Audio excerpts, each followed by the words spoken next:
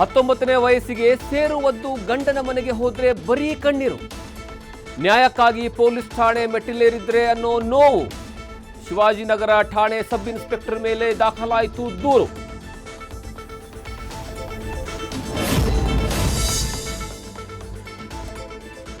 ಯುವತಿಯರ ಜೊತೆಗೆ ಅಸಭ್ಯ ವರ್ತನೆ ಕೇಸ್ಗೆ ಸಿಕ್ತು twist and turn. Cycle gap ಪಬ್ನಲ್ಲಿ ಗಲಾಟೆ ದಾಖಲಾಯಿತು. ಇಬ್ಬರ ಕಡೆಯಿಂದಲೂ ದೂರು ಮತ್ತು ಪ್ರತಿದೂರು. ಇವತ್ತು ಪ್ರಕರಣಕ್ಕೆ ಸಿಕ್ತು ರಾಜಕೀಯ ತಿರುವು.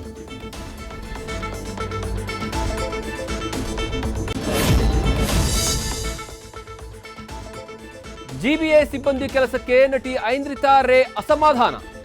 ಮನೆಯೊಳಗೆ ಇರೋದಕ್ಕೆ ಆಗ್ತಿಲ್ಲ ಅಂತ ವಿಡಿಯೋ ಮಾಡಿ ಬೇಸರ. ಇನ್ನಾದರೂ ಕರ್ನಾಟಕದ ಸೊಸೆಗೆ ಸಿಗುತ್ತಾ ಪರಿಹಾರ?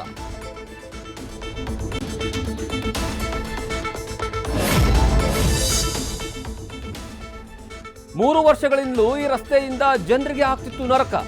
ಸತತವಾಗಿ ನ್ಯೂಸ್ ಫಸ್ಟ್ ಸುದ್ದಿ ಬಿತ್ತರಿಸಿದ್ದನ್ನ ನೋಡಿ ಬೇಸತ್ತ ಪೊಲೀಸ್.